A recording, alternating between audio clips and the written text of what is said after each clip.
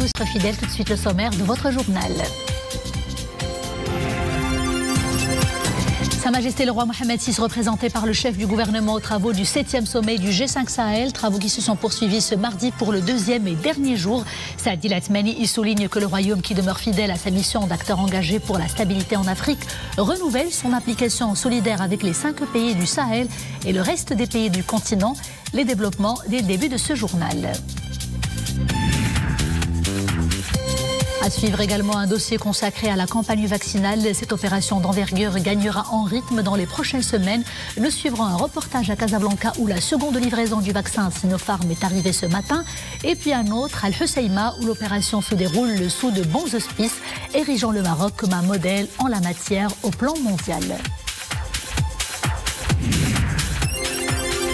Nous parlerons également de l'agro-industrie, une filière qui se donne les moyens de percer et de promouvoir le développement socio-économique et la création d'emplois.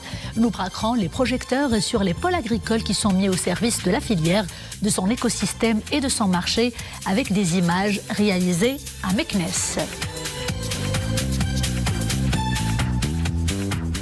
Bonsoir, direction la capitale tchadienne N'Djamena pour commencer ce journal. Le chef du gouvernement y représente Sa Majesté le roi Mohamed VI aux travaux du 7e sommet du G5 Sahel, travaux qui se sont poursuivis ce mardi pour le deuxième et dernier jour. Saad Latmani a souligné que le royaume du Maroc, qui demeure fidèle à sa mission d'acteur engagé pour la stabilité en Afrique, renouvelle son implication solidaire avec les 5 pays du Sahel et le reste du continent. Nous ne sommes pas et nous n'avons jamais été spectateurs de ce qui se passe au Sahel, a-t-il rappelé aux participants. Sur place, c'est une correspondance de Abdel Zouiz sur un commentaire d'Iman Ablou. Regardons. N'Djamena, capitale du Tchad. Ce pays d'Afrique centrale assure la présidence tournante du G5 Sahel durant cette année.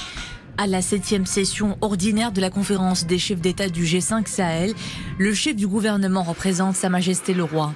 Cette fois, la lutte antiterroriste et les enjeux liés au développement dominent les débats.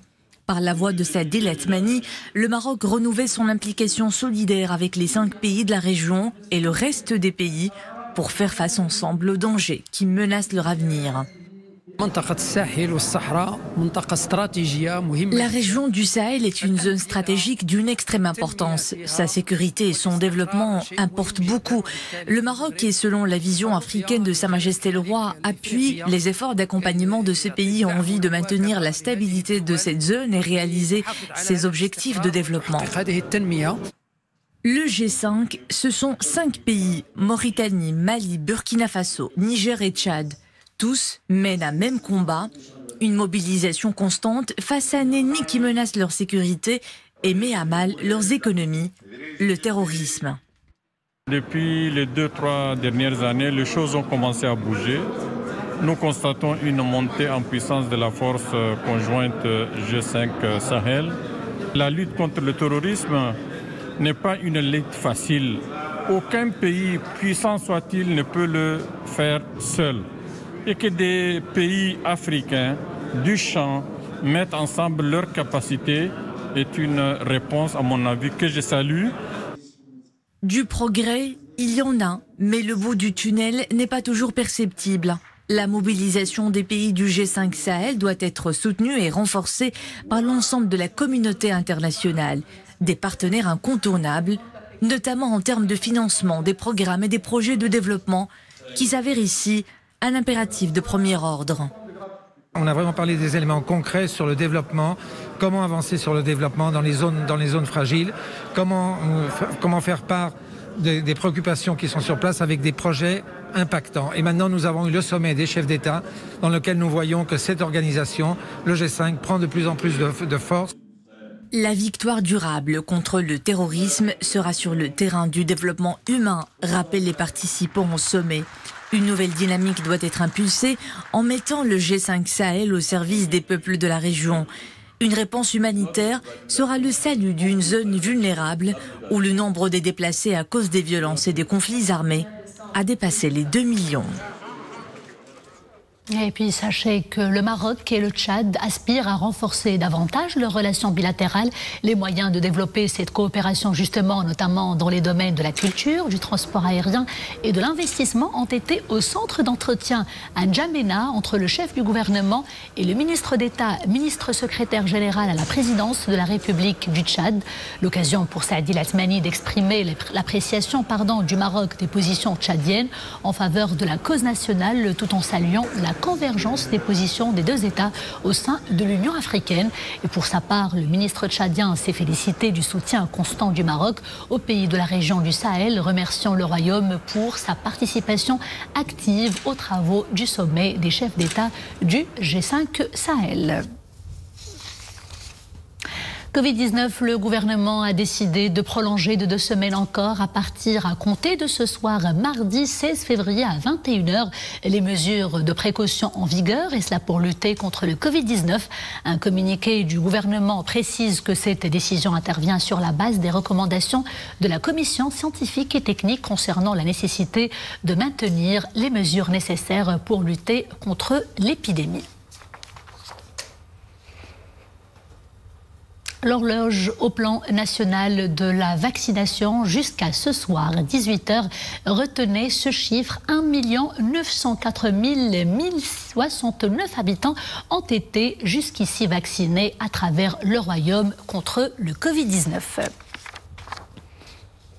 Un chiffre donc amené à grimper de jour en jour. Notre pays se donne en tout cas les moyens d'y parvenir et d'achever la campagne vaccinale conformément au plan tracé pour son déroulement sur haute instruction royale. La seconde livraison du vaccin du géant chinois Sinopharm est d'ailleurs arrivée ce matin à 8h en provenance de Pékin. Le nouveau lot comporte 500 000 nouvelles doses du vaccin anti-Covid-19. Mohamed Laroui, Khalid Ezdoun et Mounia Marouche. C'est une cargaison acheminée sous très haute surveillance. Des camions frigorifiques qui contiennent 500 000 doses de vaccin Sinopharm. Arrivé ce matin en provenance de Pékin, ce deuxième lot du vaccin Sinopharm est acheminé vers la région autonome des frigorifiques de Casablanca. Cette quantité va renforcer notre campagne de vaccination et aboutir aux objectifs qui sont fixés dans la stratégie nationale de vaccination. Et ça va nous permettre de garantir la deuxième dose pour les gens qui sont déjà vaccinés, tel qu'il est cité dans le protocole de vaccination. Mais avant l'opération d'injection, les autorités effectuent les vérifications nécessaires. Une attention particulière est accordée à la question de la traçabilité et à celle de la chaîne de froid. On étudie les traces et de la température et comme vous avez assisté à l'opération de vérification, on a pu démontrer que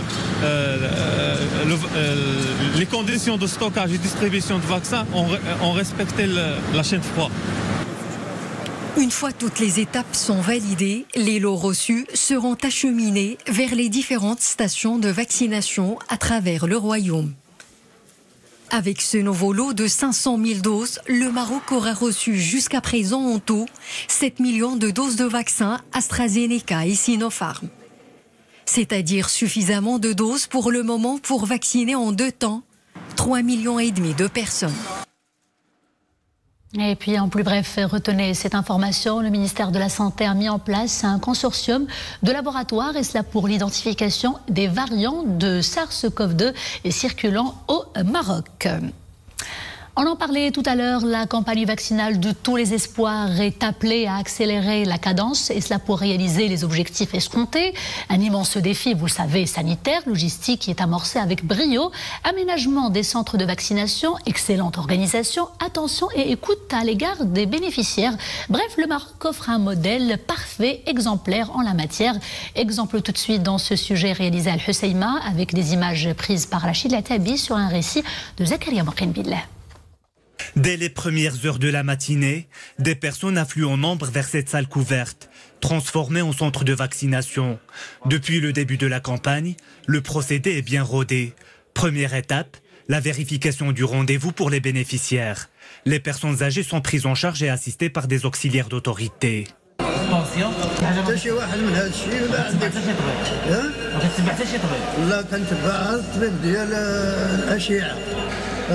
Un contrôle chez le médecin pour s'assurer de l'état de santé des bénéficiaires avant l'administration du vaccin. Les vaccinés restent sous observation pour une durée de 15 minutes pour identifier et traiter tout éventuel effet secondaire. La prise du vaccin s'est bien passée, je n'ai rien senti.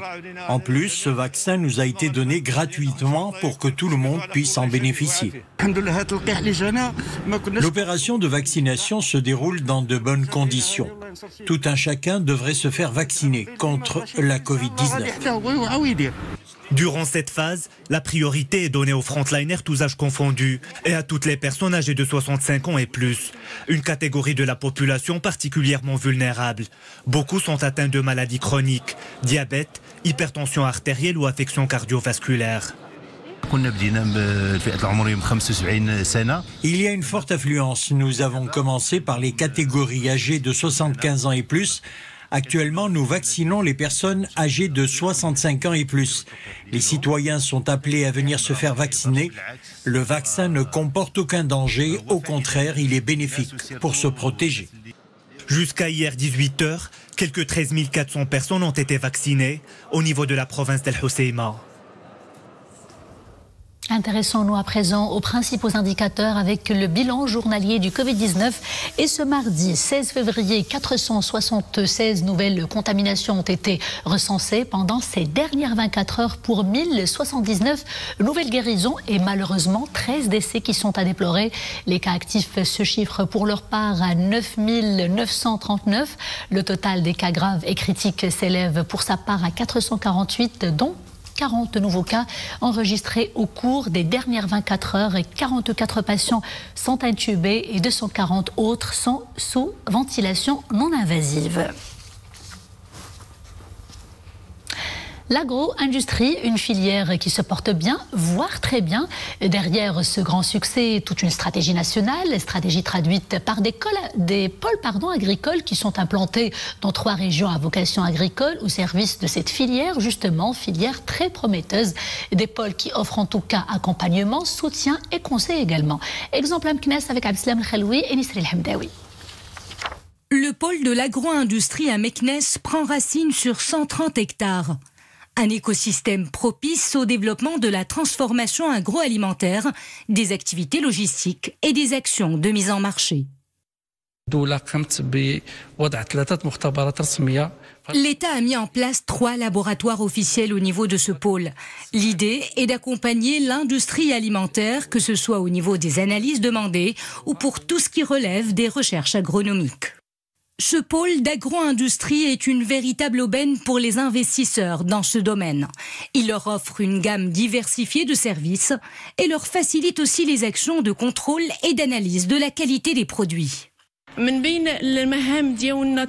nos missions, le développement des produits agricoles et l'analyse de leur qualité, car ici nous œuvrons à valoriser les produits agroalimentaires. Le pôle des professionnels de l'industrie agroalimentaire à Meknès comporte actuellement 17 entreprises spécialisées, avec un investissement de plus de 500 millions de dirhams. Espace, la mission Mars 2020 de l'agence spatiale américaine NASA arrivera à destination dans 2 jours au terme d'un périple de 7 mois. Le scientifique marocain Kamel Ouedriri fait partie des équipes en charge de cette mission et il sera parmi une équipe réduite de la NASA à suivre le moment où le robot téléguidé Persévérance devrait se poser sur Mars. Le rover, décrit comme le plus grand et le plus sophistiqué des véhicules jamais envoyés sur une autre planète, est attendu sur la planète rouge après-demain, peu avant 21h GMT. Nous en parlerons d'ailleurs beaucoup plus en détail après-demain, vendredi éventuellement, avec l'un des ingénieurs du projet, le Marocain Kamel Ouedriri. Retour sur terre, notre terre est cap sur Casablanca et focus sur le transport urbain. La métropole se mobilise fortement pour en finir avec les comportements inciviques sur la voie réservée aux tramways casablancais et des comportements qui provoquent souvent des accidents mortels de la circulation. Une convention tripartite est désormais signée pour éradiquer justement cette hécatombe routière due essentiellement à des actes, nous le disions, irresponsables. Sarah Katir, Ahmed Hamri. Cela fera bientôt 9 ans que le tramway casablancais transporte les habitants de la ville et rapproche les quartiers de la métropole. Seulement, son trafic est souvent perturbé par des incivilités et des comportements irresponsables de certains conducteurs, cyclistes et piétons. Et pour une meilleure prévention et sécurité routière, une convention tripartite a été signée entre l'Agence nationale de la sécurité routière Casa Transport et la RATP Casablanca. Cette convention capitalise sur tous les acquis qu'on a réalisés ensemble durant les dernières années, notamment en matière d'éducation, de sensibilisation. Le transport en commun, quand il est bien régulé, quand il est bien géré, donc ça permet de réduire énormément le risque d'accident de la circulation, et c'est ce qu'on essaie d'accompagner pour pour dégager des recommandations pour les autres villes. Cette nouvelle convention vise à davantage de sensibilisation, d'appel à la vigilance pour tous les usagers de la voie et également aux voyageurs, et elle s'inscrit parallèlement à toutes les mesures que nous avons menées en termes d'aménagement le long de la voirie pour préserver et sécuriser le passage de nos usagers. La convention a pour but de réduire la fréquence et la gravité des accidents de la circulation routière, comme l'a été celle signée en 2018. En 2018, nous avons souhaité signer une première convention qui s'est extrêmement bien passée avec des bons résultats. Une convention qui a porté sur à la fois des actions très concrètes d'aménagement de carrefour, mais aussi de sensibilisation et de communication. Ainsi, ce sont plus de 140 écoles qui ont été visitées. Nous avons aménagé plusieurs carrefours grâce à cette convention. Et aussi des campagnes de communication ont été menées. Et chaque campagne de communication a permis de réduire de 25% le taux d'accidentologie. Rien qu'en 2019, le tramway de Casablanca a subi 322 accidents, dont 7 étaient mortels. Et malgré la crise sanitaire, Covid-19, le confinement et le couvre-feu, le tramway a connu en 2020 175 accidents qui ont fortement perturbé le trafic du tramway. Sport football avant de clore ce journal et parlons de la CAN des moins de 20 ans qui a démarré en Mauritanie et qui s'y poursuivra jusqu'au 4 du mois prochain, le mois de mars. Les lionceaux de l'Atlas vont débuter en tout cas la compétition ce soir. Ce sera contre la Gambie avant d'affronter le Ghana le 19 courant. Ils vont rencontrer par la suite la Tanzanie le 22 toujours de ce mois-ci. Ne leur souhaitant bien sûr beaucoup de courage et de chance dans cette belle aventure sportive, continentale et pourquoi pas ramener le trophée à la maison, à la mère patrie, comme ce fut le cas des joueurs locaux pendant le CHAN. Et c'était le club de fin de ce journal. Merci d'avoir été des nôtres. Je vous dis à demain, toujours avec grand plaisir. D'ici là, portez-vous bien.